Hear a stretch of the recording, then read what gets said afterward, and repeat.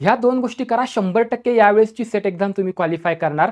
जे secret use करून मी set exam qualify केली ते सिक्रेट आजच्या व्हिडिओमधून मी तुमच्यासोबत शेअर करणार आहे. त्यासाठी व्हिडिओ शेवटपर्यंत नक्की बघा. बघा विद्यार्थी मित्रांनो, 26 जुलैला सेट एक्झाम आहे बरोबर. साधारणतः 25 ते 30 दिवस आपल्या हातामध्ये आहेत. आजपासून म्हणजे आज आता ताबडतोब लगेचच तुम्हाला दोन गोष्टी करायच्या. लगेचच पहिला आहे सिलेबसचं प्रॉपर डिकोडिंग करणं. कसं करायचं लगेच सांगतो पुढच्या 1-2 मिनिटांमध्ये. आणि त्याच्यानंतर करावं लागतं आपल्याला ते म्हणजे प्रिव्हियस इयर क्वेश्चनचं प्रॉपर अनालिसिस करणं. दोनही गोष्ट आज आत्ता ताबडतोब लगेच सुरुवात करा. बघा नेमकं सिलेबस डिकोडिंग कसं करायचंय आणि PYQ अनालिसिस कसं करायचंय. विद्यार्थी मित्रांनो, पेपर 1 साठी complete fast track batch available आहे. एका महिन्यात तुम्ही एकदम क्लिअर होऊन जाईल तुमचं सगळं कॉन्सेप्ट, टेस्ट नोट्स सगळ्या गोष्टी इथं अवेलेबल आहे. जिथे इथं जेवढं दिलं तेवढंच एकदम प्रॉपर करा. एक्स्ट्रा आता अजिबात काही करू नका. 80+ मार्क्स तुम्हाला मिळतील जर एवढं तुम्ही प्रॉपर केलं तर. काही क्वेरी असेल तर या नंबरला तुम्ही कॉल करू शकता. पेपर 2 जर केमिस्ट्रीचा असेल तुमचा तर तुमच्यासाठी देखील batch fast track batch available आहे. आता आपण ना सिलेबस डिकोडिंग कसं करतात ते समजून घेऊया. काय करायचंय सगळ्यात अगोदर तुम्हाला काय करायचंय बघा. सगळ्यात अगोदर तुम्हाला सिलेबसची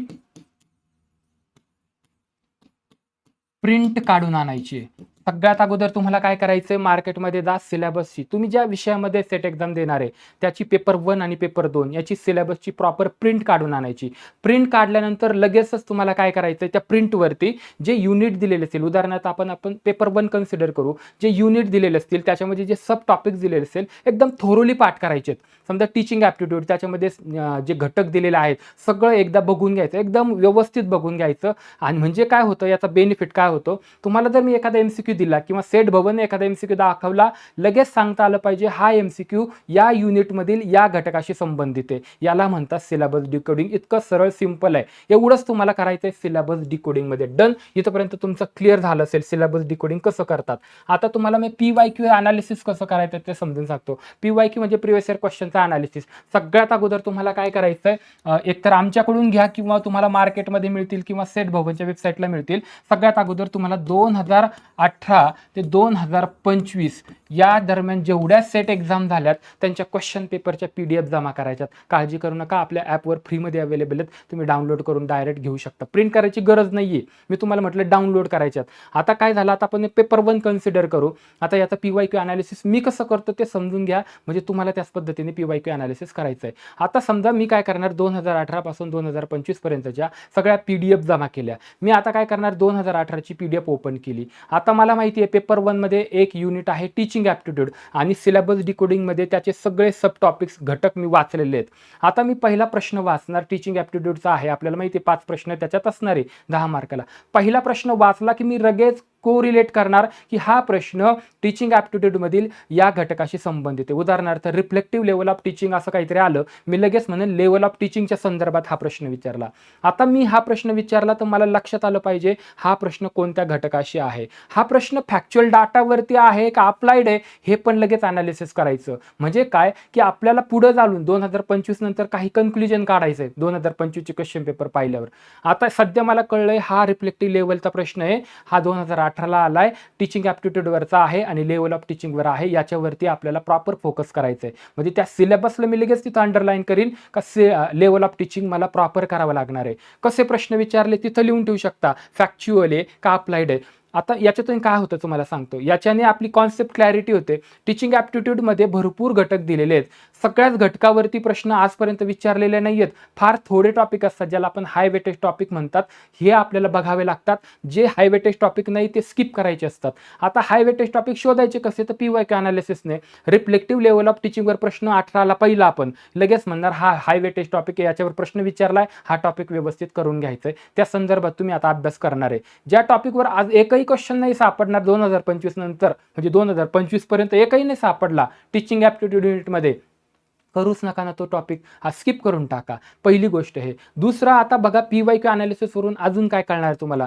अनालिसिस केलं, तुम्ही ओळखलं फॅक्च्युअल डाटा आहे, तर त्या टॉपिकवर फक्त फॅक्च्युअल डाटाचेच प्रश्न सगळे तुम्हाला रेडी करायचे आहेत. त्याच्या संदर्भातने सगळ्या संकल्पना तुम्हाला रेडी करायच्या असतात. अप्लाइड विचारला तर लगेच सालं वगैरे अशी काही पाठ करायची गरज नाही. तर हे आपल्याला PYQ अनालिसिसवरून कळतं. दुसरी गोष्ट काय, एखादा PYQ तुम्ही घेतला, अजून मी 18लाच आहे, अजून 25ला नाही आलो, मी 2018 मध्ये पुढचा PYQ घेतला, माझ्या असं लक्षात आलंय की या इथं या घटकाशी निगडीत हा प्रश्न आहे आणि इथं अप्लाइड पार्टवर आहे, तर त्या संदर्भात आता मी लगेच त्याची कॉन्सेप्ट क्लिअर करून घेईल. मग त्याचं उत्तर कसं आलं, त्याचं सेट भवन आन्सर कीमध्ये काय आन्सर दिलं आणि त्याची कॉन्सेप्टच मी तिथं रेडी करेल, याचा बेनिफिट सांगतो. तशाच पद्धतीचा जर 2026 ला प्रश्न आला की बुद्धीला लगेच कळतं, अरे हा प्रश्न मी असा पाहिला होता आधी, याचं उत्तर अशा पद्धतीने दिलतं, याचं उत्तर आता मला येत नाहीये, पण याचं उत्तर हे असू शकतं. कारण आपल्याला फेकॉलॉजी पण करायची आहे, ते शिकावं लागेल ना. एक it is a science logy शब्द वापरला म्हटल्यावर, तर तुम्हाला ते पण करावं लागेल की या पद्धतीचा प्रश्न आला तर असं उत्तर दिलं जातं. हे एमपीएससीचे विद्यार्थी करतात. सगळ्याच गोष्टी अजिबात सगळ्याला माहिती नसतात. काही गोष्टी फेकॉलॉजी वापरून कराव्या लागतात, पण त्याच्यासाठी सायन्स आहे ते असं असतं. पीवायक्यूचं प्रॉपर अनालिसिस केलं तसाच लेवलचा प्रश्न दिसतोय मला, याचं उत्तर असं दिलं होतं, याचं उत्तर हे असेल, तर हे पीवायक्यू अनालिसिसने तुमचं क्लिअर होतं. डन. तुम्हाला प्रश्न पाहिला का लगेच लक्षात आलं पाहिजे, कोरिलेट करायचं सिलेबसमधील कोणत्या घटकावर आहे, तो अंडरलाईन करायचा सिलेबसमध्ये, त्या टॉपिकच्या संदर्भात सगळ्या संकल्पना कॉन्सेप्ट क्लिअर करायच्या, कारण तो हाय वेटेज टॉपिक आहे. ज्याच्या खाली अंडरलाईन नाही सिलेबसमध्ये ते टॉपिक अजिबात करायचे नाही आता एका महिन्यामध्ये. पीवायक्यू अनालिसिस पाहिलं करत असताना पीवायक्यू पाहिला का लगेच सांगायचं की हा फॅक्च्युअल क्वेश्चन आहे का अप्लाइड क्वेश्चन आहे. फॅक्च्युअल असेल तर सगळा डाटाच कलेक्ट करून टाकायचा. एमसीक्यू जो पीवायक्यू जो दिलाय त्याचं पूर्ण कॉन्सेप्ट, त्याचं लॉजिक लगेच बिल्ड करायचं तिथल्या तिथं, म्हणजे तसा प्रश्न आला का सोडवता आला पाहिजे. याच्या पुढे अजून एक गोष्ट लक्षात घ्या, पीवायक्यू वरून काय लक्षात ठेवायचं की काही टॉपिक जे असणार आहेत तर त्याच्यावर कधीच प्रश्न नसणार आहेत. असे भरपूर टॉपिक आहेत पेपर 1 मध्ये. मी आता ते तुम्हाला शिकवतोय, मी तुम्हाला डायरेक्ट सांगितण्यापेक्षा की हे टॉपिकवर कधीच नाही विचार, तसं नाही. तुम्ही ते स्वतः अनालिसिस केलं तर कळेल हे टॉपिक अजिबात करू नका. एवढं जर केलं ना विद्यार्थी मित्रांनो, तर जवळजवळ 50%च्या अबाव तुमचा सिलेबस कव्हर होतोय ह्या पीवायक्यू अनालिसिस आणि सिलेबस डिकोडिंगने. कारण वारंवार तुमच्या लक्षात येईल, 2018ला रिफ्लेक्टिव्ह लेवल ऑफ टीचिंगवर आहे, 2019ला अंडरस्टँडिंग लेवलवर आहे, 20ला पुन्हा रिफ्लेक्टिव्ह लेवलवर आहे. म्हणजे लेवल ऑफ टीचिंग करणं मस्ट तुम्हाला. तुम्ही एकदा बघून घेतलं तर लगेच लक्षात येईल. तुम्ही जर पाहिलं अजून अनालिसिस कसं असतं, तुम्ही पाहिलं 31, 32, 33, 34, 35 नंबर पेपर 1 मध्ये डाटा इंटरप्रिटेशनवर प्रश्न येतोय, मग तुम्हाला लगेच कळेल की डाटा इंटरप्रिटेशनवर या नंबरला हे अनालिसिस आहे माझं.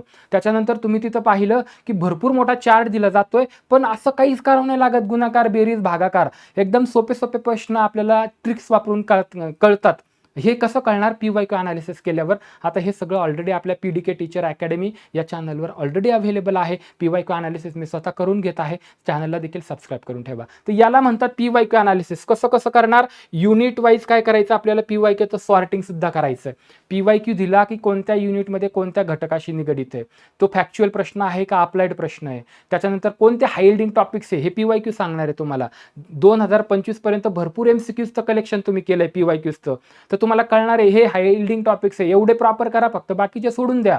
त्याच्यानंतर त्याच्यामध्ये फॅक्च्युअल प्रश्न, एखादा हायलाइटिंग टॉपिक आहे सिलेबसला अंडरलाईन आहे तुमच्या त्या घटकाला, पण त्याच्यावरती वरती लिहून ठेवा फॅक्च्युअल डाटा ओनली, म्हणजे तिथं फक्त फॅक्च्युअल डाटा तुम्हाला जे मिळेल ते. आपल्या बॅचमध्ये आम्ही ते केलंच, पण जर तुम्ही एखादं बुक वाचत असेल तर फक्त फॅक्च्युअल डाटाच कलेक्ट करा. अप्लाइड त्यांनी भरपूर सांगितलं ते अजिबात करू नका, याला म्हणतात पीवायक्यू अनालिसिस. तर अशा पद्धतीने विद्यार्थी मित्रांनो सगळ्या गोष्टी तुम्हाला कराव्या लागतील.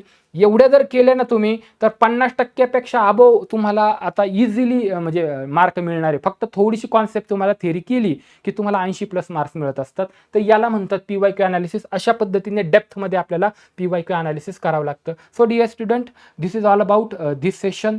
सेशन आवडलं असल्यास लाईक, शेअर, सबस्क्राईब नक्की करा. थँक्यू.